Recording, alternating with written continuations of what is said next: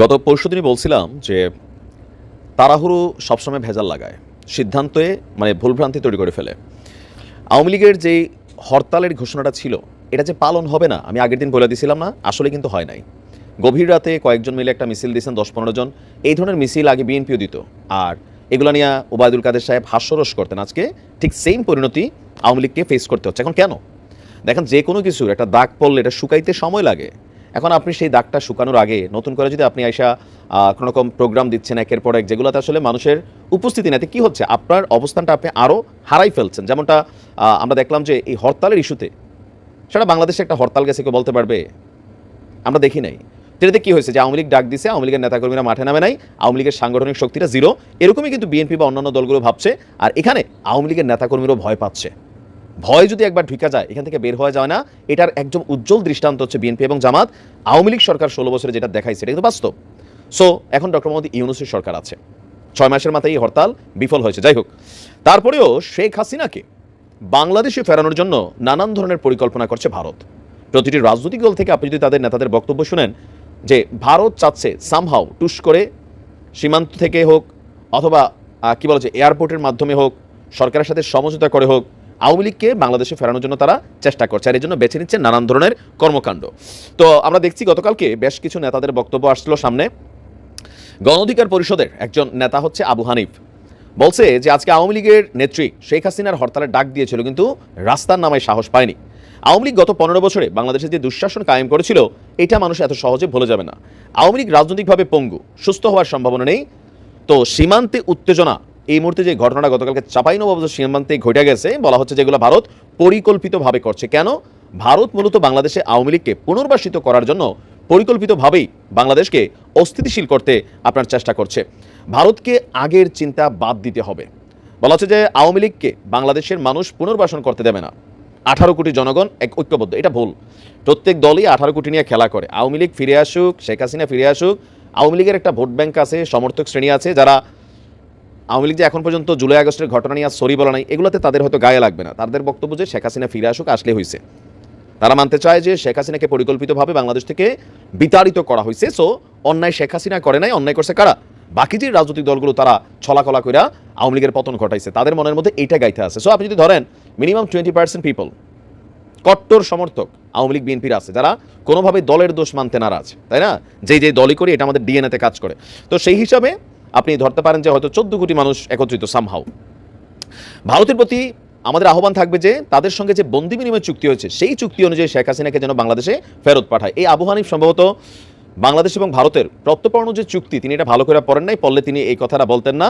একটু পড়ালেখা করে মাঝে মাঝে রাজনৈতিক মাঠে বক্তব্য দিতে হবে, কারণ প্রত্যর্পণ চুক্তির আওতায় রাজনীতিবিদ বা রাজনৈতিক যে বন্দী, এদেরকে কিন্তু ফেরত দেয় না। পৃথিবীর কোনো দেশ থেকে আপনি দেখছেন কয়জনটা আনতে পারছে? তারেক রহমানরে পারলে আওয়ামী লীগ কবে নিয়ে আসতো, কিন্তু পারছে? পারে নাই। ইভেন ভারত শেখ হাসিনাকে সর্বোচ্চ প্রায়োরিটি দিবে, তাদের বিভিন্ন বক্তব্য, তাদের কি বলা যায় পার্লামেন্ট মিটিং, সব কিছু থেকে এটা একদম ক্লিয়ার একটা মেসেজ তৈরি হয়ে গেছে। তো আপনার এখন বলা হচ্ছে যে আইনশৃঙ্খলা রক্ষা বাহিনীর কতিপয় সদস্য, বিএনপির নামধারী কিছু নেতা, গণ অধিকার পরিষদ হঠাৎ করে বিএনপির পিছনে কিন্তু খুব ভালোভাবেই লাগছে। কয়েকদিন আগেও দেখছি আপনার বিএনপির পিছু পিছু ঘুরছে, বিএনপির প্রোটেকশন এবং শেল্টার নিছে। গতকাল থেকে নুরু ঘুরছে, মানে বাকিরও ঘুরে গেছে। তো তিনিও বলছেন বিএনপির নামধারী কিছু নেতা আর্থিক সুবিধার বিনিময়ে গণহত্যার মামলার আসামিদের রক্ষা করছে। তো বলা হচ্ছে যে বিএনপিকে মোটামুটি ভালোভাবেই ধুইছে, আওয়ামী লীগ পালাইছে, কিন্তু তাদের সেই দখলদারি চাঁদাবাজি বন্ধ হয়নি, হাত বদল হয়েছে। হাত বদলে কারাতে গেছে? এদের বক্তব্য ভিপিন সরাসরি বলেন যে ঘুরাফিরা আরেক দল, মানে এটা বিএনপি। দেশবাসীর প্রতি আহ্বান, যেখানে চাঁদাবাজ দখলদার পাবেন গণপিটুনি দিয়ে পুলিশের হাতে তুলে দিবেন, সেজন্য সবাইকে ঐক্যবদ্ধ থাকতে হবে।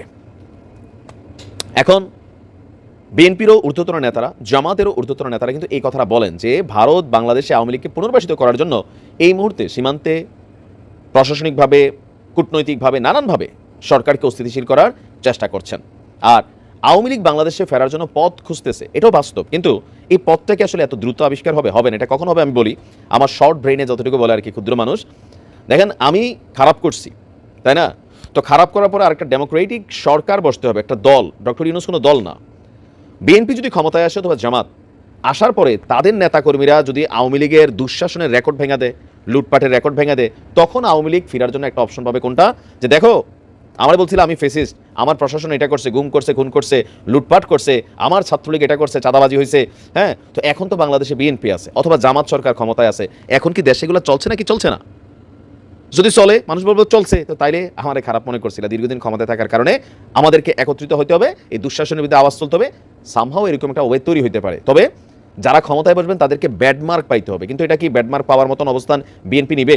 হাইকমান্ডের অবস্থান দেখেন, মির্জা ফখরুল ইসলাম আলমগীর কালকে বলছিলেন যে ঋণ খেলাপি যারা, এদেরকে মনোনয়ন দিবে না। It's a very very good decision. শুধুমাত্র ঋণ খেলাপি না, সন্ত্রাসী, চোরা কারবারি অথবা যারা মানে বিভিন্নভাবে রাজনৈতিক কি বলা হয় যে আপনার ধান্দাবাজ আছে, এদেরকে কিন্তু দল থেকে মুক্ত রাখতে হবে। তবে বিএনপি আসলে এটা কতটুকু পারবে মনোনয়ন দেওয়ার বেলায়, ফাইনালি কি আসলে এগুলো ধরে রাখতে পারবে? যদি পারে ফাইন, আওয়ামী লীগের ফেরাটা আরও অনেক কঠিন হবে। আর যদি না পারে তাহলে 5 বছরের মাথায়, 5 বছরও লাগবে না, বাংলাদেশে ভিন্ন পরিস্থিতি তৈরি হয়ে যাবে। এটাই হচ্ছে বাস্তবতা। ডিপেন্ড করে দ্য নেক্সট গভর্নমেন্ট, তাদের ভূমিকাটা কি হবে দেশের প্রতি। দেশকে কি তারা আগায় নিয়ে যাবে? মানে ক্যাম্পাসগুলো কি নিরাপদ থাকবে? কলেজের হোস্টেলগুলো কি আসলে রাজনীতির মুক্ত থাকবে? গ্যাস রুম কি নাই হয়ে যাবে? হাওয়া ভবন এটার কি আবার পুনর্জন্ম হবে? বিভিন্ন জায়গায় এখন আমরা দেখছি স্টেজে ওঠানিয়া এক গ্রুপ আরেক গ্রুপের পিটাইয়া হাসপাতাল পাঠাচ্ছে। বিএনপি নিজেরাই এগুলো ছাত্রলীগ করতো। প্রতিদিন এসব খবর আসতেছে। জামাতও টুকিটাকি করতেছে, তবে বিএনপির তুলনায় জামাতেরটা কম আসতেছে। যেহেতু বিএনপি বড় দল, মাঠে তাদের বিশাল বিশাল নেতারা আছেন, সো এখানে জামাতেরটা থেকে বিএনপিটা বেশি হবে, এটাই স্বাভাবিক। বাট এই জিনিসগুলোকে স্কিপ করার জন্য, অ্যাভয়েড করার জন্য হাইকমান্ড অনেক ট্রাই করছেন। এখন তিনি কেন সফল হচ্ছে না? তারেক জিয়ার কথা এই মুহূর্তে ওইভাবে কেউ শুনছে না। কেন? কারণ তারেক জিয়ার কাছে এখন দুইটা জিনিস নেই, এক হচ্ছে মধু আর দ্বিতীয় হচ্ছে প্রশাসন। যখন বিএনপি বসবে, প্রশাসন তাদের মতন চালাবে, তখন এরকম বহুত ছ্যাঁচড়া ফ্যাচড়াগুলো লাইনে চলে আসবে।